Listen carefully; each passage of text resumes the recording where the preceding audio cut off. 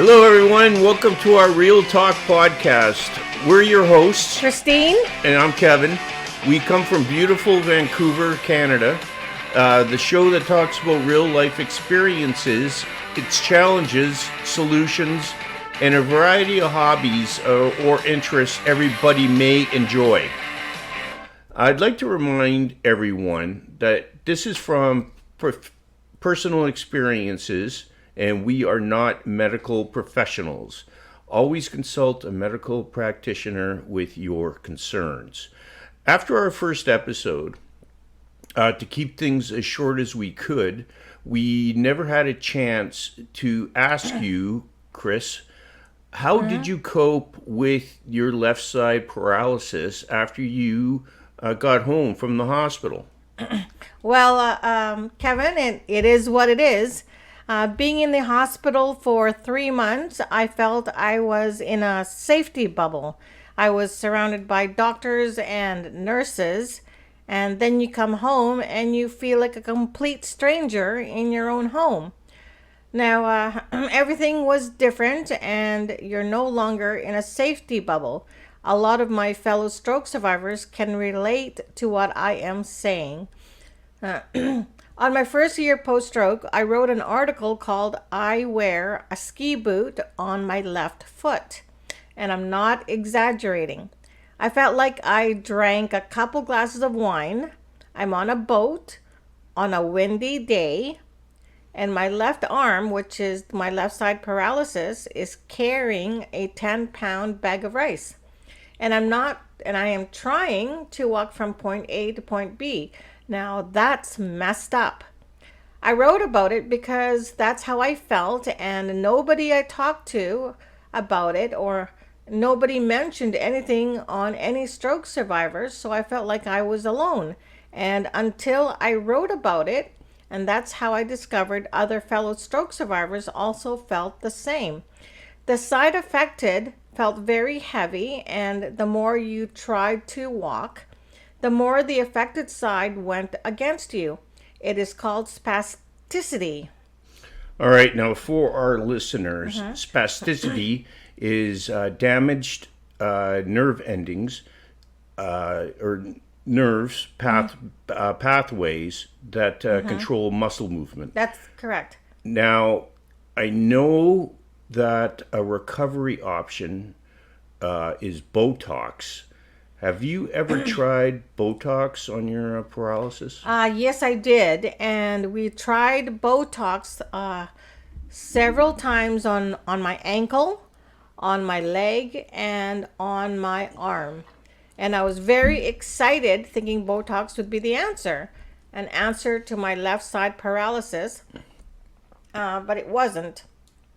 I found after using several vials, it had a time clock to the day. After 90 days, everything went back to how it was. And for our listeners, the syringe is a couple inches long, and I would always look away when the doctor would inject it. And the spasticity came back, and after, like a time clock. And keep in mind, if you're not covered under any medical plan, it can be expensive. Can you share with us the cost of the doses? Sure. From what I remember, it would be about approximately 100 to 150, depending on how many units your doctor would use. And that was 11 years ago, back in 2014.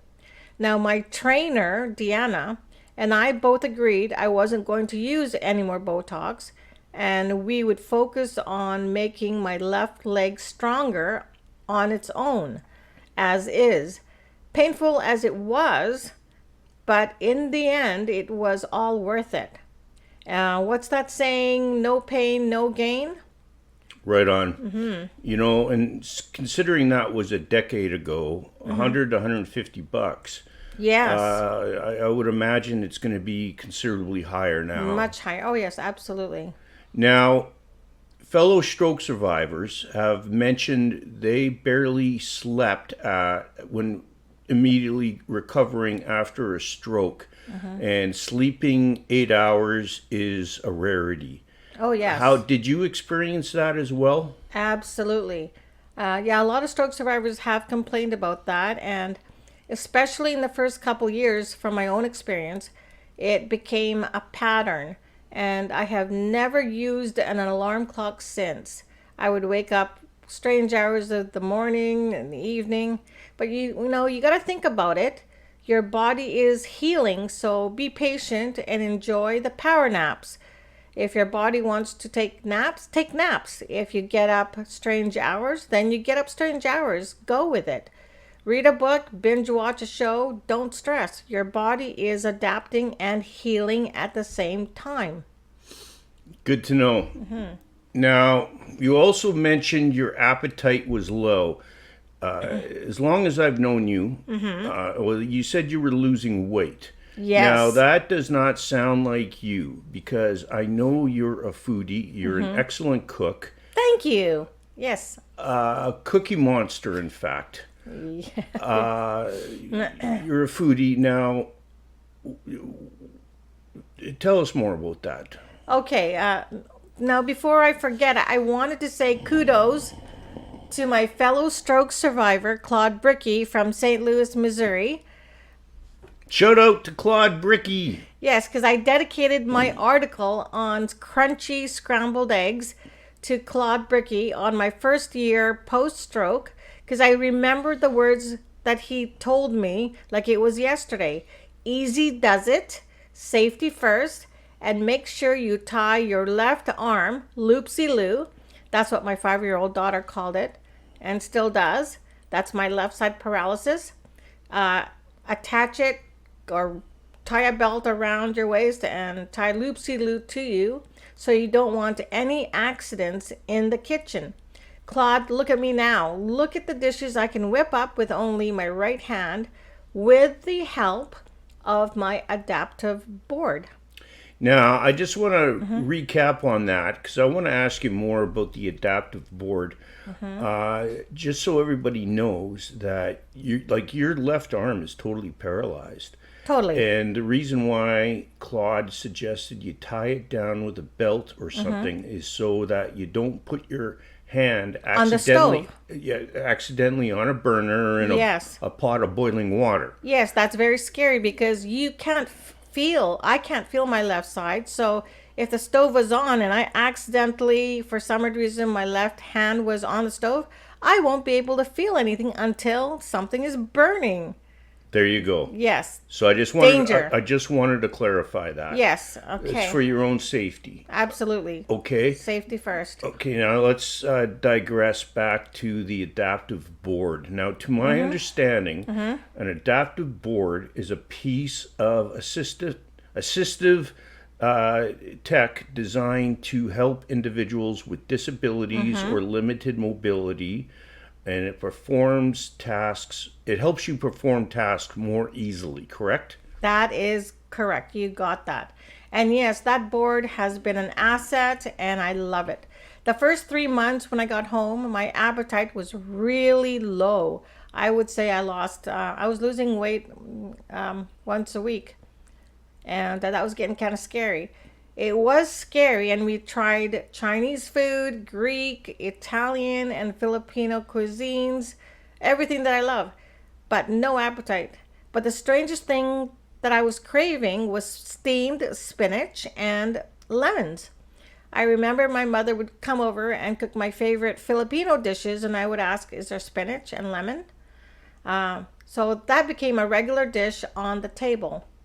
I also wanted to mention after my stroke, I inherited anxiety. And now I have never been the type to stress about something too much. I think I'm pretty chill. But anxiety is crippling. I would never have believed it until I experienced it myself. Have you ever experienced anxiety before? Yeah, unfortunately I have. Although I have a very high constitution, I have seen and experienced things that led to post-traumatic stress, depression, and anxiety. Okay, yeah, it is a horrible feeling and it's magnified and you can't do anything. I found I worried about everything, whether it was going to be sunny, if it was going to rain, if it's too dark, if it's too sunny. It just goes on and on and on. I did, however, discover the 5-4-3-2-1 technique, which is a grounding exercise that uses your 5 senses to help manage anxiety and bring you back to the present moment. For example, focus on 5 things you can see, 4 things you can touch, 3 things you can hear, 2 things you can smell, and 1 thing you can taste. And this was very, very helpful to me. You know what? And that's good for everybody to know. Okay? It's very, very good for everybody to know. Absolutely. Now, we're going to wrap this up. So let's Okay. do a recap. Let's do it. Let's go over your experience with lack of sleep and low appetite. Okay, now remember, your body is adapting.